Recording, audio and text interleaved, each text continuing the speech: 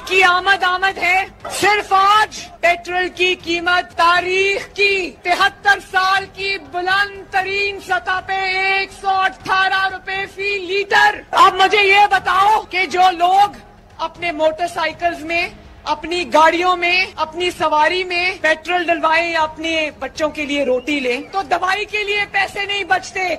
दवाई ले तो बच्चों की फीसों के लिए पैसे नहीं बचते। अब ईद की आमद है, आटा भी महंगा, बिजली भी महंगी, गैस भी महंगी, तेल भी महंगा, पेट्रोल भी महंगा, चीनी भी महंगी।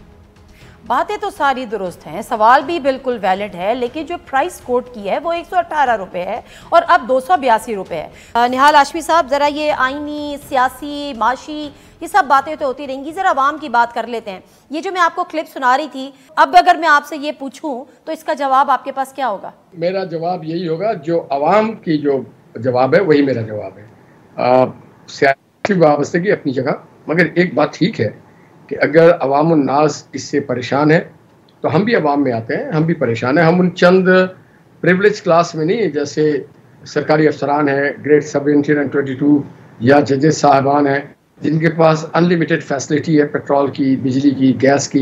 यकीनन हम इससे मुतासिर हुए, उनके असबाब भी हमें देखने पड़ेंगे। और इसीलिए पार्लियामेंट सबसे बेहतर फोरम है जहाँ पे सब मिले बैठे, वहाँ क्वेश्चन करें हुकूमत को, वजारत खजाना को, वजारत को, कि क्या वजूहात थे जिसके वजह से आपने ये, और मैं उम्मीद रखता हूँ कि पार्लियामेंट में ये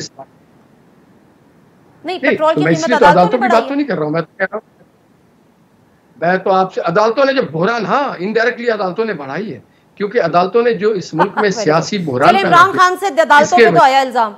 शुक्र है आपने ये नहीं कहा कि इमरान खान ने बढ़ाई है। ठीक नहीं कर